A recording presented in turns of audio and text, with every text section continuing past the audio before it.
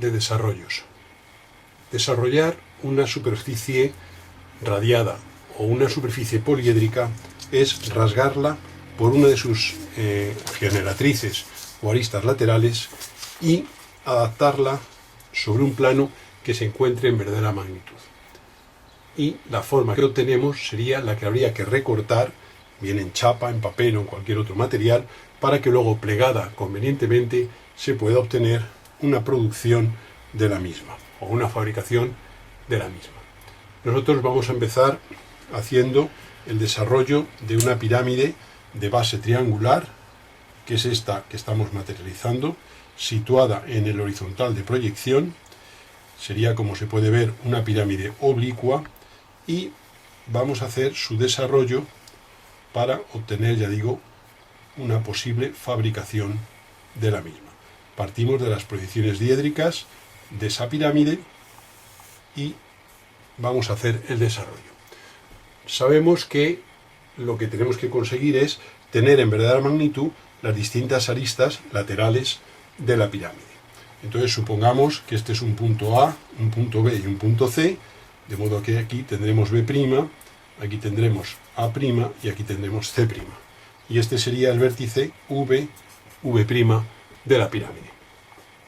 Para conseguir las aristas laterales en verdadera magnitud, lo que vamos a hacer, se pueden hacer diversas operaciones, lo que vamos a hacer va a ser un giro alrededor de un eje que contenga el vértice de la pirámide. Este sería el eje E', de giro, alrededor del cual vamos a girar todas las aristas laterales. Esta E' resultará perpendicular a la línea de tierra. Para tener la figura con una cierta limpieza y claridad en la interpretación, el giro lo vamos a hacer hacia la parte derecha, de modo que vamos a conseguir las aristas laterales frontales. Por tanto, la proyección horizontal de todas ellas se va a encontrar sobre esta línea paralela a la línea de tierra que trazamos. Haríamos centro en V y con abertura VA trazaríamos este arco y obtendríamos aquí el punto A girado, cuya proyección vertical la tendríamos aquí. Esto sería la A' girada, y uniendo V' con A' girada tendríamos la verdadera magnitud de la arista VA.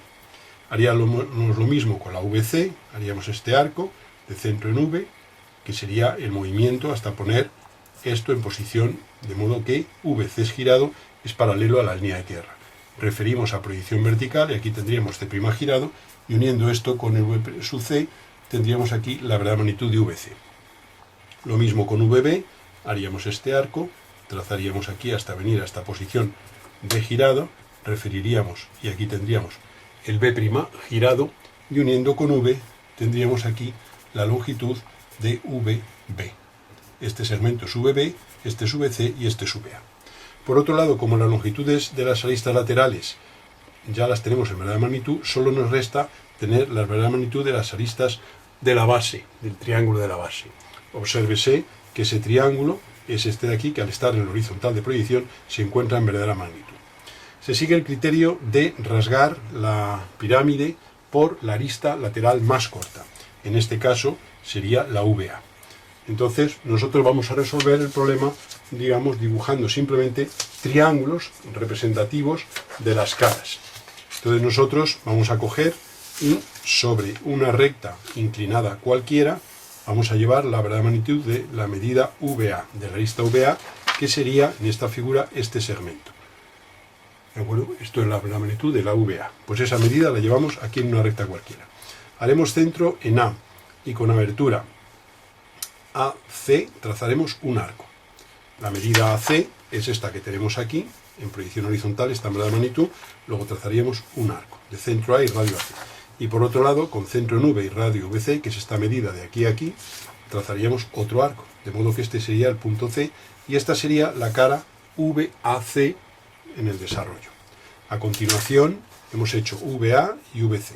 Ahora tomaremos como abertura CB y pincharemos en C y trazaríamos un arco de abertura de compás CB.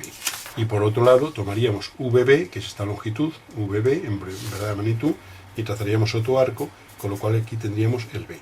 Y esto sería esa cara correspondiente. Si empezamos por la VA, tenemos que terminar en A.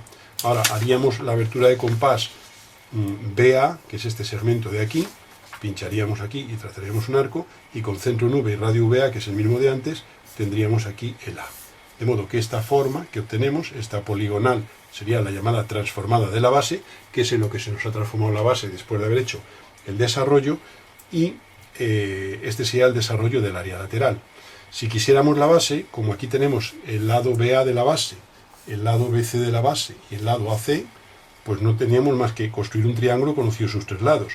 Con centro en C y radio CA haríamos este arco, con centro en B y radio BA haríamos este arco, se cortarían aquí y este triángulo sería la base de la pirámide. Este triángulo, aunque esté en posición distinta, tiene que ser idéntico a este que tenemos aquí, dado que está aquí en verdadera magnitud. Y simplemente ese sería el proceso para hacer el desarrollo del área lateral de una pirámide oblicua, habiendo transformado las aristas laterales en frontales.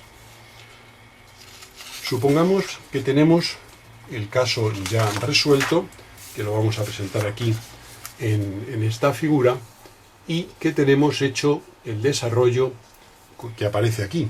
O sea que el desarrollo sería simplemente este que tenemos aquí, es, digamos, de una manera ya realizado con medidas, el que corresponde a esa pirámide. Esto sería el área lateral y esto sería el área, la base.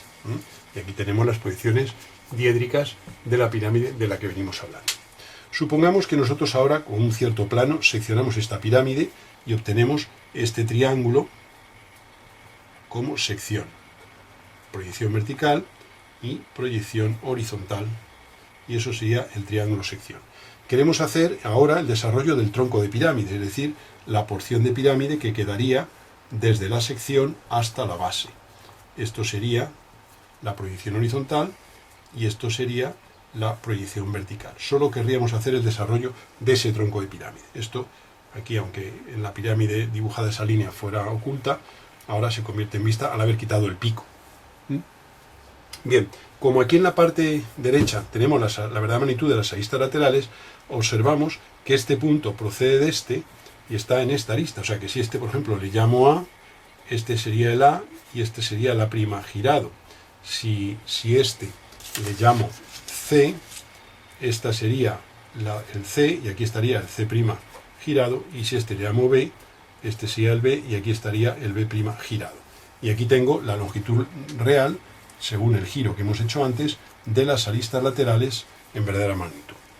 Bien, ahora, como lo que queremos es que como sobre cada arista vamos a tener un punto, obsérvese que si esta es la VA, a este punto le vamos a llamar 1. Si esta es la VB, a este punto le vamos a llamar 2 y a este otro le vamos a llamar 3.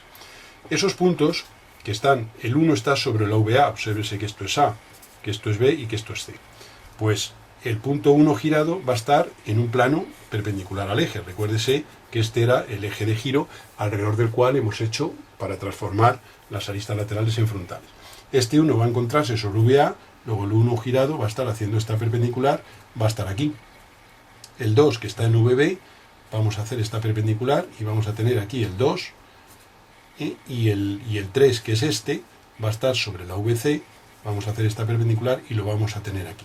Con lo cual, esta medida V2, V1 y V3 son las longitudes reales de los tramos que van desde V a los puntos de la intersección de ese hipotético plano sección que no hemos dibujado con la pirámide. O sea que nosotros habríamos hecho una sección plana de esa pirámide para formar el tronco de pirámide. No hemos hecho el proceso, porque eso forma parte de otro capítulo, pero obtenemos los puntos 1, 2 y 3.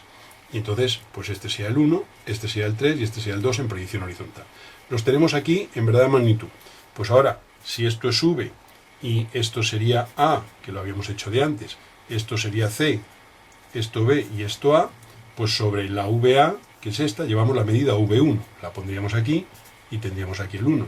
Sobre la VC llevaríamos la medida esta V3 y tendríamos aquí el 3. Sobre la VB llevaríamos la medida V2 y la tendríamos aquí y repetiríamos esta. De modo que este polígono que nos sale aquí sería la transformada de la sección. Y si quisiéramos materializar el desarrollo del tronco de pirámide, sería marcar esta base superior, borrar de aquí para arriba hasta el V, esta sería la transformada de la base inferior, estas son las porciones de aristas laterales que nos han quedado, y aquí tendríamos ya el desarrollo. Esto sería la base, que ya habíamos hablado antes, y ahora si quiero la otra base, como estos son los tres lados con sus tres medidas, Pinchando aquí haríamos un arco, pinchando aquí otro arco, y este triángulo que se nos forma es la verdadera magnitud de la base superior.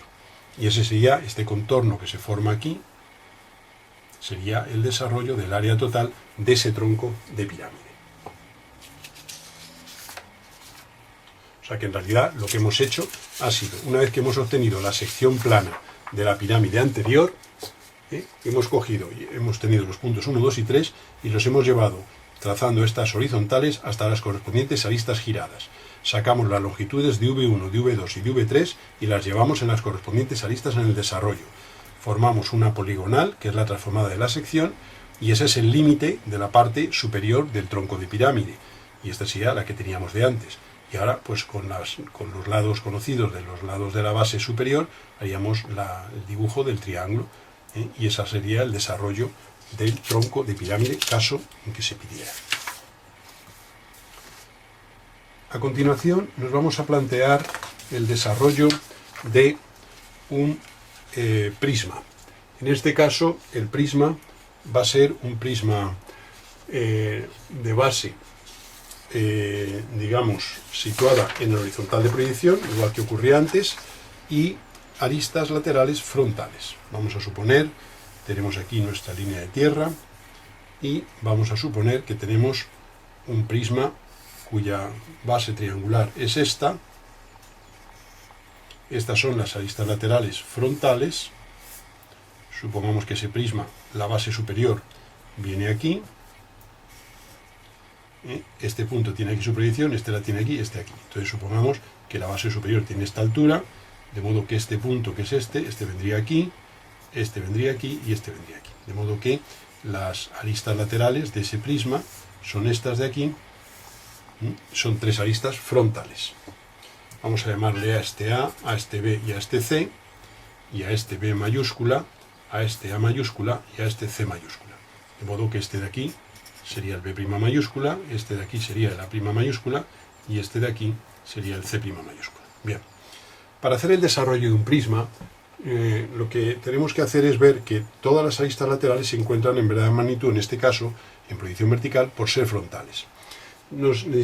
Observamos que cada arista lateral forma un ángulo distinto con el lado correspondiente de la base, y ese ángulo lo podemos hallar aplicando teoría de ángulos, pero es un poco inexacto e incómodo en su trazado. Por eso lo que vamos a hacer va a ser hallar lo que llamamos la sección recta, que es la que produce un plano perpendicular a las aristas laterales. Esa sección recta tiene la ventaja de que al ser perpendicular a las aristas laterales nos da la información, o tenemos la información en función de su esencia, de que el ángulo formado por la sección recta y las aristas laterales es de 90 grados. Para que en este caso trazaríamos por donde quisiéramos una traza vertical P' y una traza horizontal P correspondientes a el plano de la sección recta. Sería un plano perpendicular a las aristas laterales. Lo hemos trazado por donde hemos querido. Esto, como es proyectante, estos tres puntos de corte aquí serían este punto 1', este punto 2' y este punto 3', que son las intersecciones de esas aristas laterales con el plano de la sección recta. Por ser proyectante, la proyección horizontal no habría más que este 1', referirlo a la correspondiente arista que pasa por A, el 2', hacerlo en la correspondiente arista que pasa por B, y el 3' en la que pasa por C. De modo que esto sería, que estamos marcando ahora, la proyección horizontal de la sección recta, siendo la proyección vertical este segmento. Insisto que sección recta es la producida por un plano perpendicular a las aristas laterales, y esa es la operación que hacemos.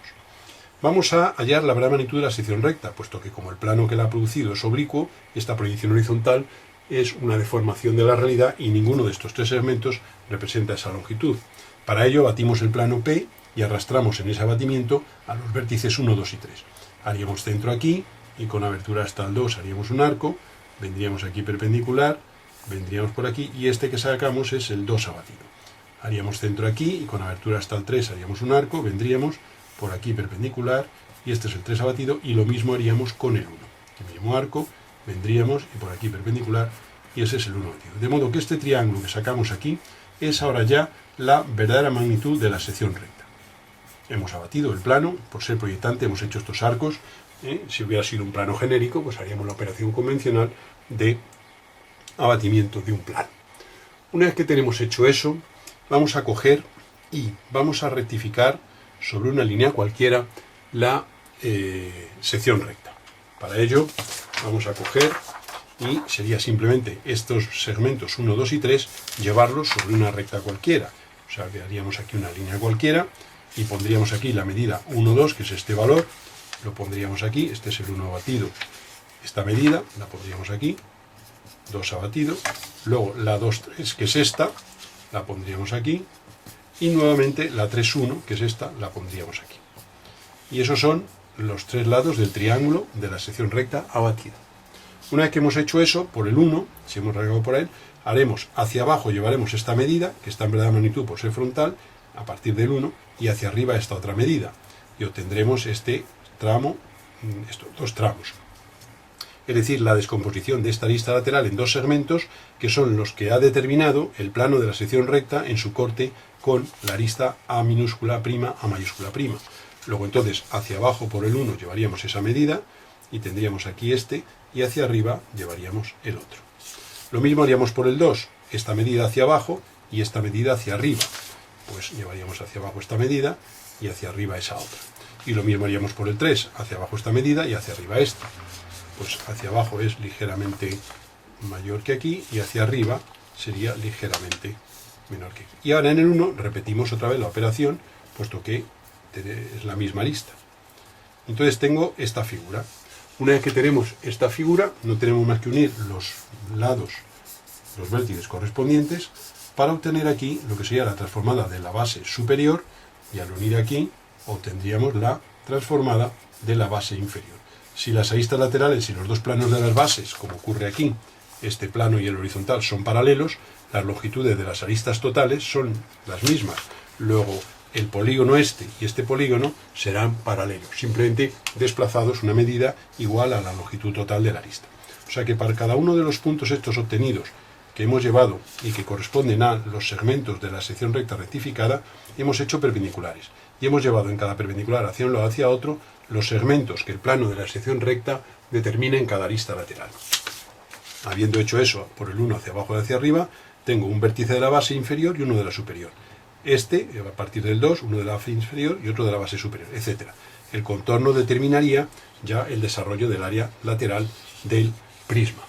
¿Qué quiero ahora las bases? Pues como estos son los lados de la base inferior, hago construir un triángulo conocido los tres lados. Pinchamos aquí y con esta abertura de compás hacemos un arco. Pinchamos aquí y con esta abertura de compás hacemos otro arco, y este triángulo que se forma sería la base inferior. La base superior, dado que la simetría de la figura, pues va a ser idéntica. Haríamos este arco, pincharíamos en este arco y este triángulo sería idéntico a este, y este sería el desarrollo del área total del prisma.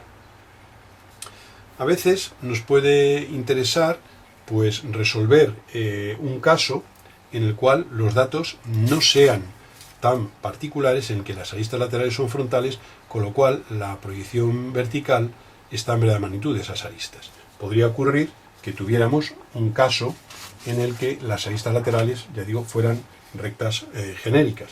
Aquí ahora vamos a presentar una figura que es el caso anterior, resuelto, digamos, con la precisión de haberlo hecho bien con el compás, etc. Esta es la sección recta abatida. Aquí la hemos puesto rectificada, le hemos llamado A batido, B batido, C batido a esta sección, y hemos llevado hacia arriba esta medida, que es esta, y hacia abajo esta, por el A, por el B hacia arriba esta, y hacia abajo esta, etc. Esta es una base, esa es otra base, y este sería el mismo problema, pues ya hecho, digamos, bien dibujado y con los datos, en fin, concretos en una representación. La única diferencia con el caso en que las aristas laterales no sean, vamos a decir, no sean frontales, es simplemente que habrá que hacer un cambio de plano para conseguir que las aristas, dichas aristas laterales, se pongan en verdadera magnitud. Y entonces lo que vamos a hacer va a ser plantear un caso y el procedimiento, las fases son las mismas. Tenemos simplemente esta particularidad que decimos.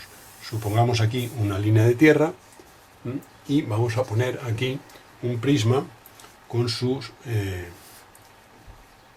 base, que sería esta, y ahora observamos que sus aristas laterales van a ser estas de aquí.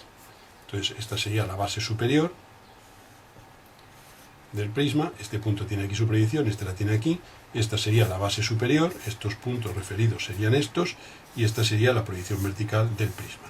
Como se ve, la altura del prisma ya se sabe que es la distancia entre las caras paralelas. Vamos a poner unos datos un poquitín más claros para que se vea mejor la figura. Tenemos aquí, ya digo, la línea de tierra, y partimos de el triángulo de la base, que sería este, y ahora ya digo que las aristas laterales serían estas. Entonces tendríamos aquí este lado de la base superior, este otro lado y el tercero. Suponemos que esto se encuentra a una cierta altura, estos puntos, simplemente hemos referido a proyección vertical, y tenemos aquí las proyecciones verticales de estos tres vértices. Aquí, refiriendo al horizontal de proyección, tendríamos estos, y simplemente uniendo tendríamos aquí tres rectas paralelas que son las proyecciones verticales de las aristas laterales del prisma. El proceso, como decimos, consiste en lo siguiente: en hacer un cambio de plano para transformar estas aristas en frontales, dado que ahora no se encuentran en verdadera magnitud. Si este le llamo A, este le llamo B y este le llamo C, pues aquí tengo el B', aquí tengo la prima y aquí tengo el C'. Tomamos una nueva línea de tierra paralela a las aristas laterales. Eso va a garantizar el que dichas aristas en la nueva proyección, con ese cambio de plano, se encuentren en verdadera magnitud. Por B haré perpendicular, y como su cota es 0 estará aquí, por A perpendicular y aquí, y por C aquí. Con lo cual estas son las proyecciones verticales nuevas. Cojo uno cualquiera de estos puntos, por ejemplo este que corresponde al B mayúscula, haré perpendicular a la nueva línea de tierra, cogeré esta altura, que es la altura correspondiente a los tres vértices, y la pondré a partir de esta línea de tierra aquí, y este sería el B' mayúscula, que es la proyección vertical del punto correspondiente a la base superior en el cambio de plano. Aquí tendríamos ese punto B' mayúscula. Repetimos, haríamos aquí estas paralelas y repetimos la operación. Entonces trazaríamos aquí otra perpendicular y otra perpendicular, de modo que las aristas laterales en proyección vertical serían estas. Vamos a dejar un pelín la imagen para que se pueda ver lo que estamos haciendo, y aquí tendríamos, como digo, la nueva representación.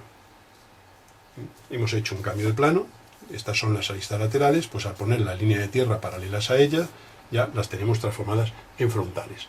Y ahora simplemente, como los tres vértices tienen la misma altura h, esa altura h la ponemos aquí, y de ahí, de alguna manera, sacamos las proyecciones de los tres. Tenemos ya, con respecto a esta línea de tierra, ya están las aristas laterales frontales.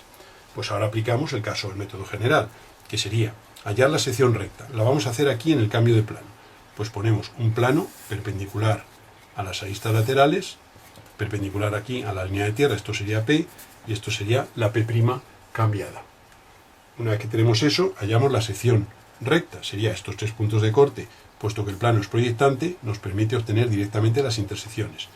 Este punto lo referiríamos aquí, este punto que corresponde a la de A lo referiríamos aquí, y este punto que correspondería a la de B, perdón, a la de C, lo referiríamos aquí.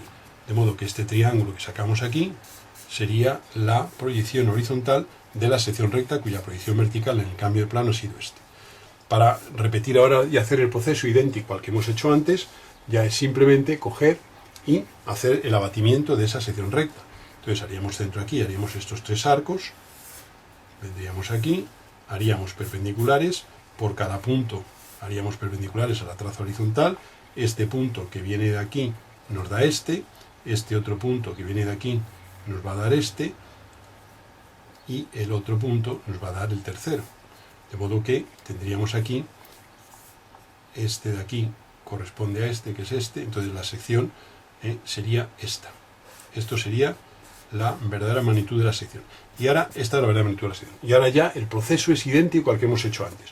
Sobre una línea horizontal cualquiera, ponemos las longitudes reales de estos tres segmentos, las llevaríamos aquí, haríamos perpendiculares, y llevaríamos en cada uno de ellos, hacia arriba y hacia abajo, las magnitudes que el plano PP' ha producido como descomposición de la arista lateral en dos segmentos.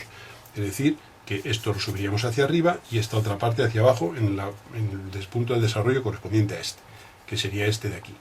En este caso, esto hacia arriba y esto hacia abajo, y esto hacia arriba y esto hacia abajo. Ya el proceso es idéntico al caso general. O sea que lo hemos convertido el caso, cuando las aristas no son frontales, en un caso similar al primero que hemos estudiado. Y hacemos aquí el abatimiento directamente, que tiene la gran ventaja, digamos, de obtenerse pues de una manera rápida. Aquí ahora mostramos la figura del proceso hecho completamente ya en diédrica y bien resuelto, pues para que se vea un poco el problema. Este es el plano de la sección recta, esta sería la sección recta en proyección horizontal, esta es la sección recta batida, empezamos con el tramo 1-2, que es este tramo, que es este, el 2-3, que es este, que se ha puesto aquí, y el 3-1, que es este. Hacemos perpendiculares, y ahora por el 1 llevamos hacia arriba esta medida, y hacia abajo esta, que son esta y esta. Por el 2 hacia arriba esta, y hacia abajo esta, que son esta, y por el 3 hacia arriba esta, y hacia abajo esta, que sean esta de aquí y esta de aquí. Y se repite con el 1. Esto sería el desarrollo del área lateral, y luego lo mismo que hemos hecho antes con los arcos, para tener las, digamos, las bases en el desarrollo.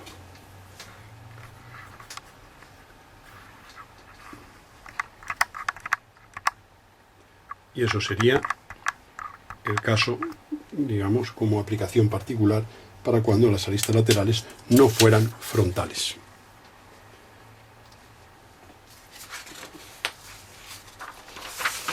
Vamos a plantear ahora otro caso de desarrollo que es un poco particular, pero que es interesante porque tiene bueno, pues una simplificación. Sería una pirámide, vamos a representarlo aquí. Esta es la línea de tierra que vamos a emplear, y entonces tenemos aquí la base de una pirámide triangular. Esto es su vértice, con lo cual estas son las proyecciones horizontales de las tres aristas laterales, y estos puntos referidos nos van a dar aquí la proyección vertical de esta pirámide. Y se trata de hacer este desarrollo. En este caso es más sencillo, en vez de aplicar la teoría general que hemos explicado al principio, es más sencillo el abrir las caras laterales. Entonces, si esto es V, esto es A, esto es B y esto es C, pues yo simplemente hago la construcción de abatimiento. Esto sea V', esto es C', esto es B' y esto es A'. Pues yo hago la construcción típica de abatimiento, que consiste en coger el punto V y arrastrarlo como contenido en una cara. Si abato la cara VAB, esto sea la traza horizontal, pues haría por V paralela y perpendicular a la charnela.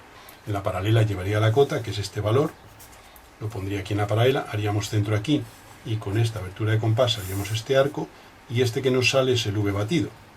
De modo que este triángulo es la cara VAB abatida. Esa operación la hacemos con la VAC. Esto sea ahora la charnela, pues por V haríamos paralela y perpendicular a la charnela. Esta misma cota se pondría en la paralela, haríamos centro donde la perpendicular corta la charnela, y con esta abertura haríamos un arco, y aquí tendríamos el V abatido habiendo sido arrastrado como contenido en la cara VAC. Y esta sería la cara VAC abatida. Y lo mismo haríamos con la VBC. Cogeríamos lo mismo, tomaríamos como charnela este lado, y haríamos paralela, perpendicular, llevaríamos la cota, pincharíamos, este sería el V batido, y ese V batido unido con C y con B nos daría la cara. Con lo cual aquí teníamos la base inicial, este sería el triángulo inicial de la base, que ese va a permanecer fijo, y las tres caras abiertas, que serían esta es una, esta es otra, las tres caras laterales, y están las tres abiertas sobre el plano horizontal de proyección.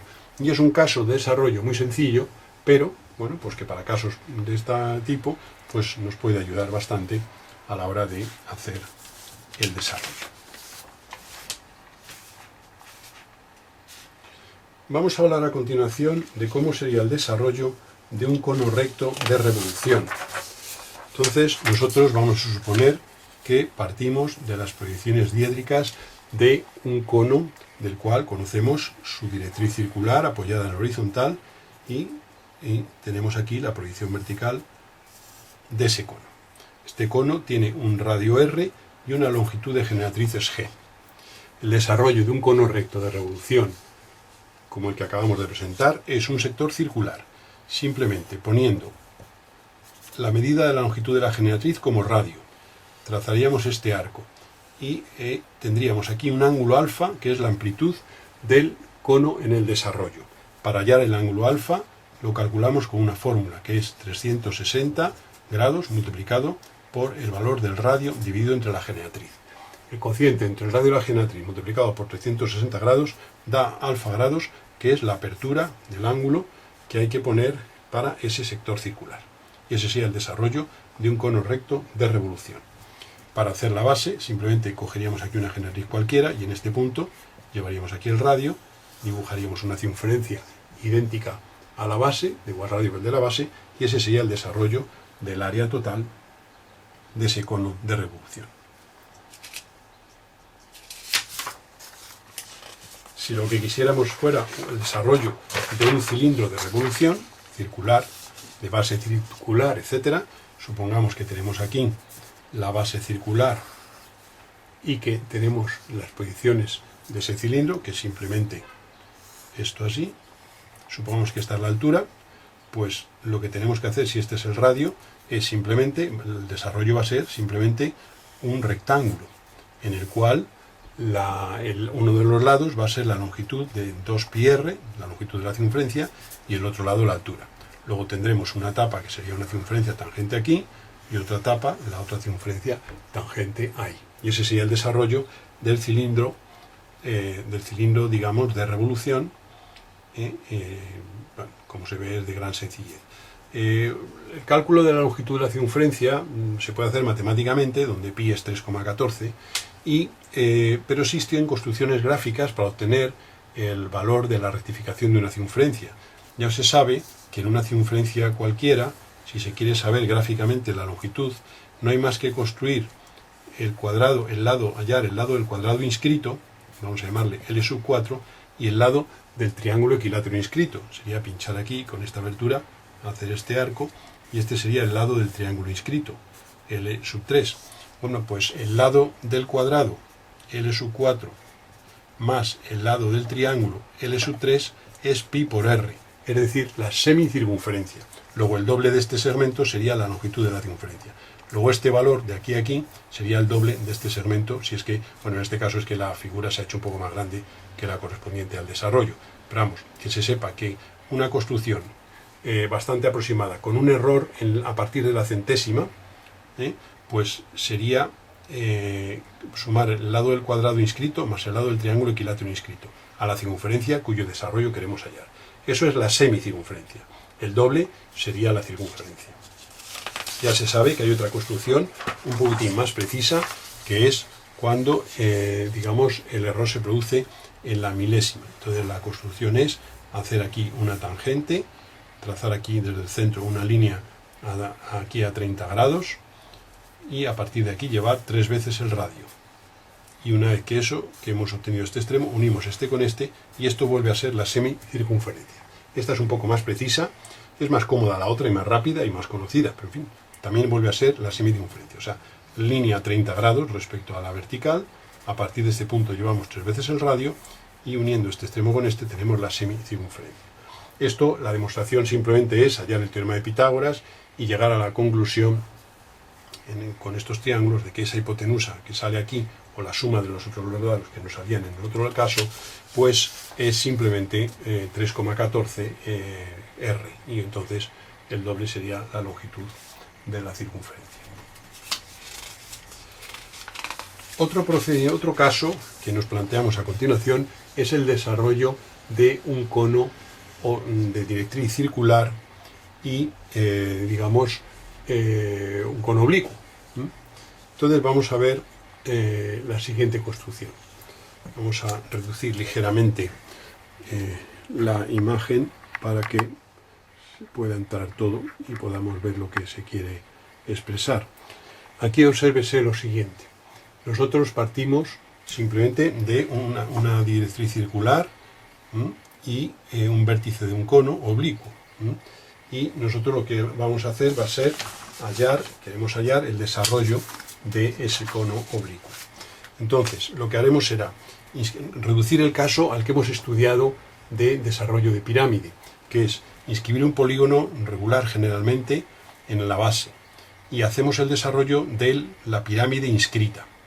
Entonces, esto lo hemos dividido aquí en un número de partes iguales, tenemos A, B, C, D, E, F, G y H, y hacemos lo mismo, o sea que, insisto, que el cono es un cono oblicuo, esta sería su proyección vertical, aquí tendríamos la línea de tierra, esta sería la proyección horizontal de este cono, esta sería la base, esta parte sería discontinua, y hemos obtenido aquí unas divisiones, que son estas que marcamos, lo hemos hecho en partes iguales.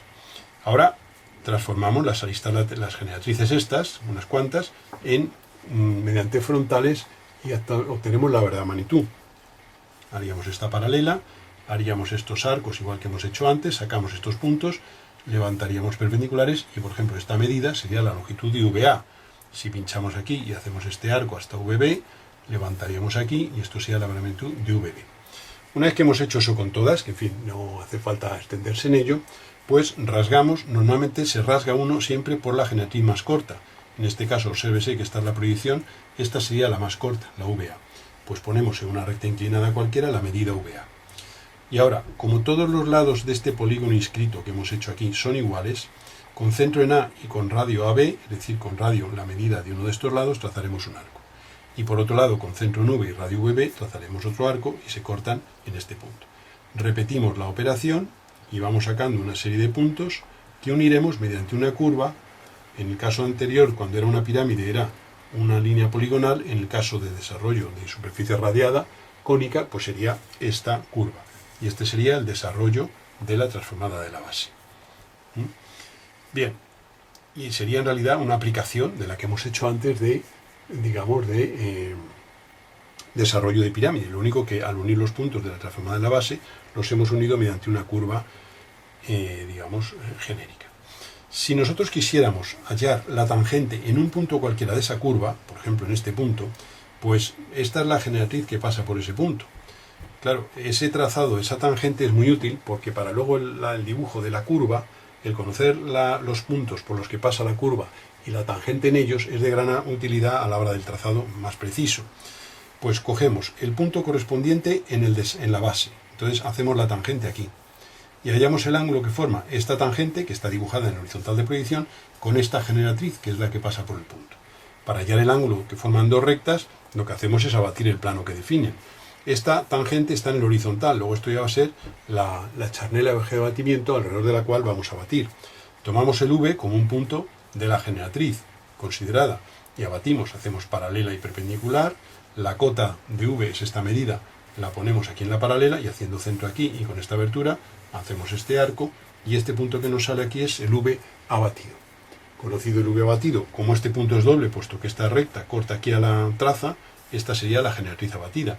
Y este es el ángulo que forma la tangente y la generatriz en verdadera magnitud. Pues una vez que tengo la generatriz, no tengo más que hacer una recta que forme ese ángulo con la generatriz considerada y esta es la tangente exacta en ese punto. Y eso sería el método para obtener tangente en puntos de la transformada de la base. Bien, si quisiéramos, en el caso del cono, obtener lo que se llaman los puntos de inflexión de la transformada de la base, ya se sabe, aquí puede verse en la curva, esta curva que tenemos aquí tiene dos puntos de inflexión. Ya se sabe que el punto de inflexión de una curva es el punto, si este es el desarrollo, supóngase, pues el punto de inflexión es el punto donde cambia el sentido de la curvatura. Tiene dos puntos. Esta parte viene por aquí y a partir de aquí cambia la curvatura. Y aquí igual. Ese punto tiene como propiedad de que al hacer la tangente a la curva, en ese punto, deja una parte de la curva por un lado y otra parte de la curva por otro. Para obtener esos puntos de inflexión de una manera precisa, en el caso del desarrollo del cono, el procedimiento es el siguiente. Supongamos que este es el plano de la base del cono, que esta es la base del cono y que este es su vértice.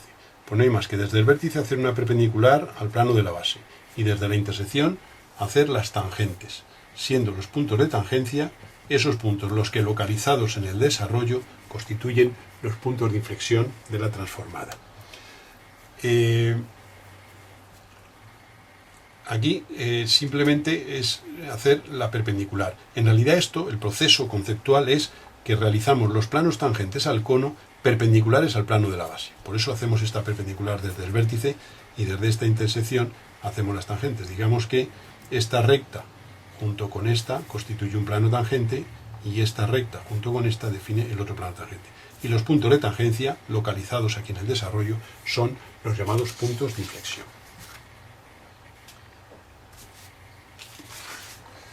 También nos podríamos plantear hacer el desarrollo de un cilindro oblicuo con,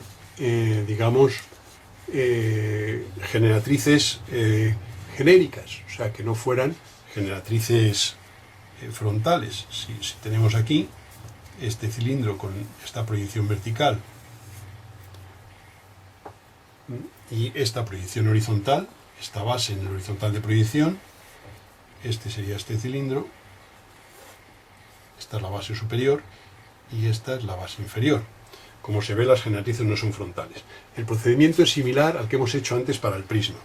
Como no son frontales, hacemos un cambio de plano para transformar las generatrices en frontales. De modo que esto vendría aquí y sacaríamos aquí la nueva proyección del cilindro. Inscribiríamos aquí un polígono de un número de lados, el mayor número de lados posibles. Haríamos las generatrices que pasan por esos puntos y hallaríamos sus proyecciones verticales. Lo estamos esbozando, ¿eh?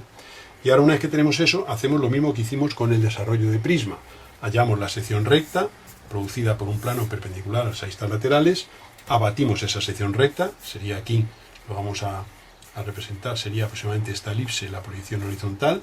Esa sección recta la abatiríamos, esto vendría aquí, y sacaríamos aquí esa elipse, ahora ya en vez de la magnitud, de la cual vamos a tener unos puntos que son los puntos exactos estos de intersección por el plano.